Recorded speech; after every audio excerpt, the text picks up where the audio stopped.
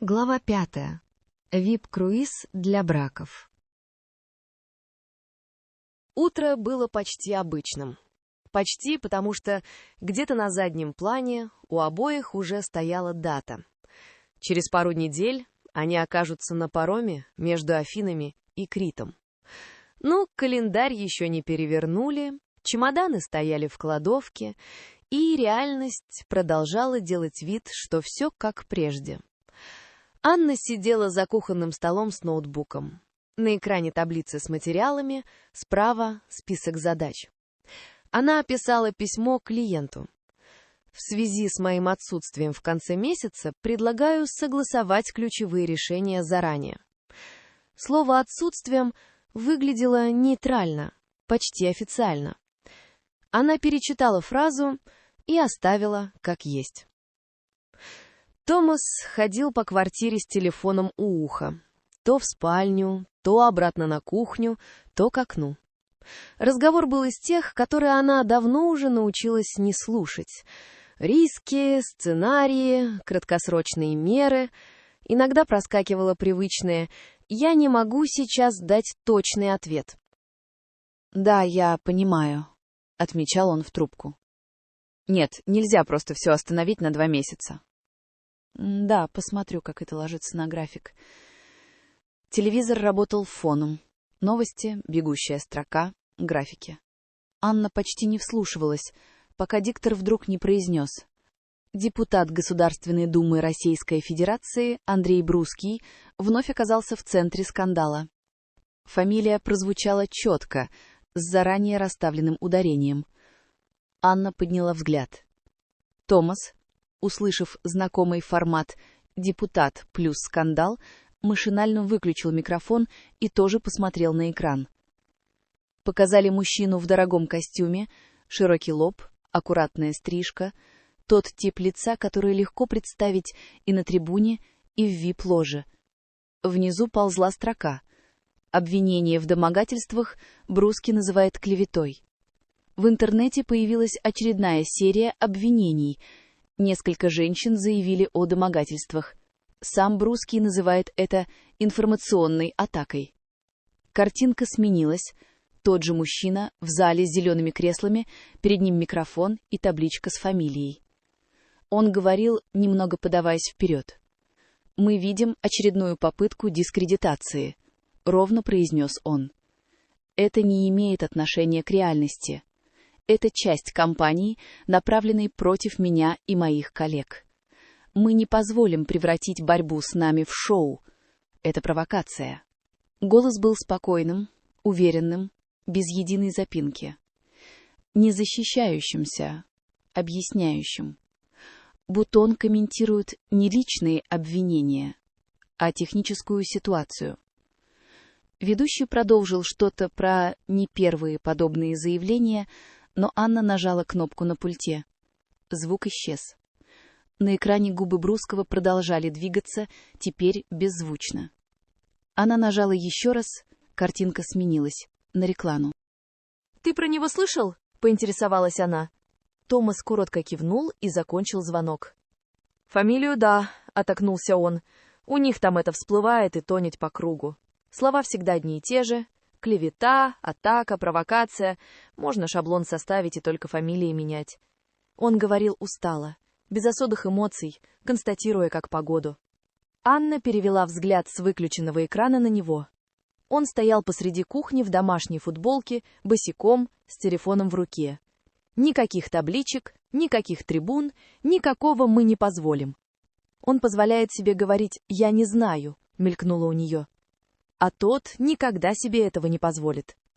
«Выключить?» — кивнул Томас на телевизор. «Уже», — отозвалась она. «Там все равно дальше будет одно и то же». Она закрыла ноутбук, хотя письмо еще не было дописано. Пару секунд постояла у окна, машины, сушащиеся на парковке после дождя, женщина с собакой, подросток с рюкзаком. Потом вернулась к столу. «Я заеду в офис ненадолго», — заметил Томас, надевая куртку. «Скину кое-что, чтобы не тошить потом в отпуск». Он произнес «в отпуск» буднично, как что-то уже включенное в план. «Хорошо, я пока список вещей составлю», — подхватила Анна. И клиентам допишу, когда меня не будет. Если что-то надо забрать, скажи, распечатать, подписать.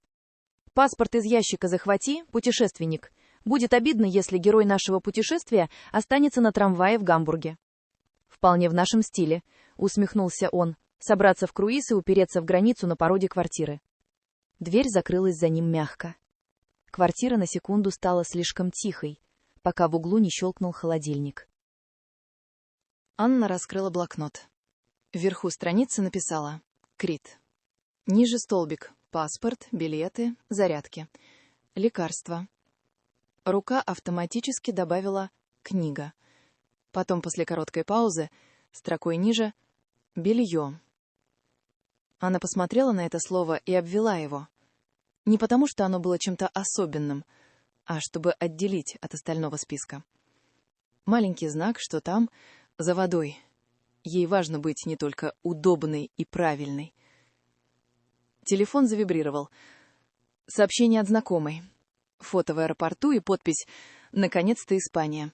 Нам надо встретиться, когда вернусь». Анна ответила «Хорошего отдыха, мы тоже скоро выберемся», и добавила маленький самолетик.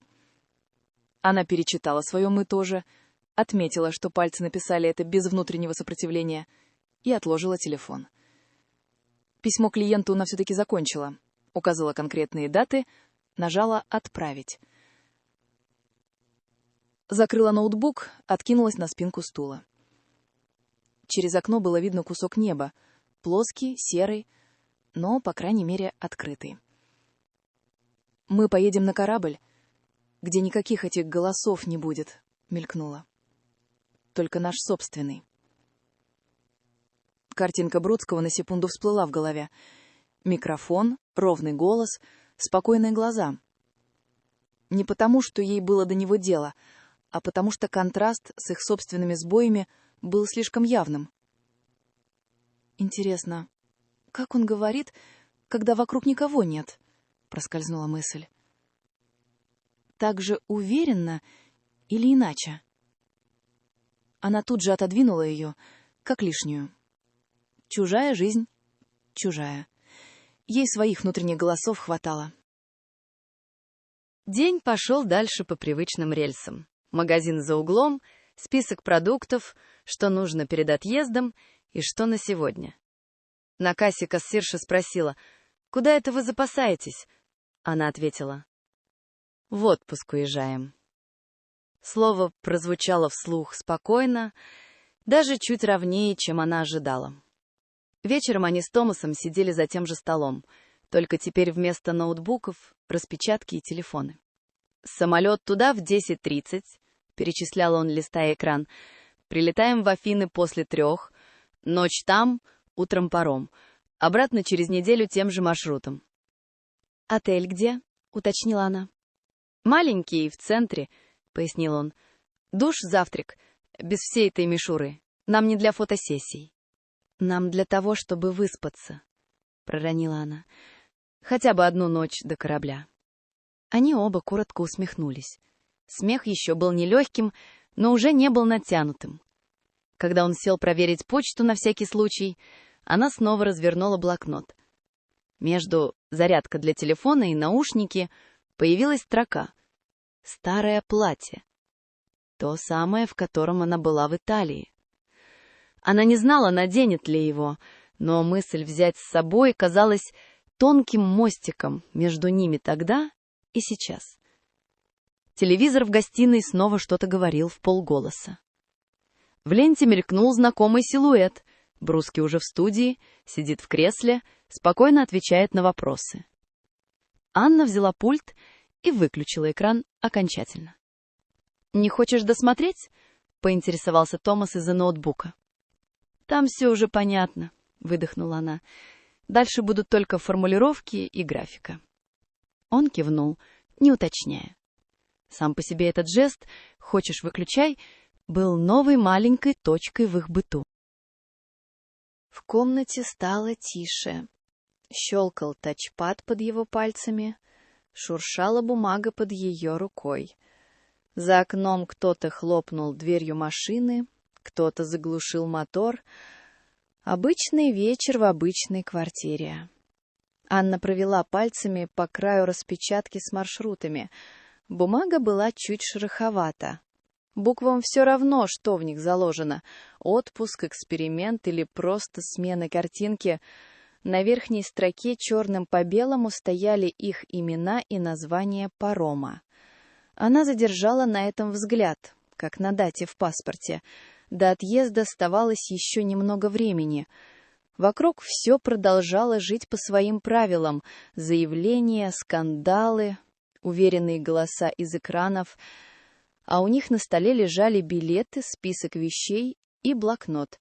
3 тихие вещи, из которых неожиданно строился выход в другую реальность, где никакой готовой формулировки «что делать» не будет.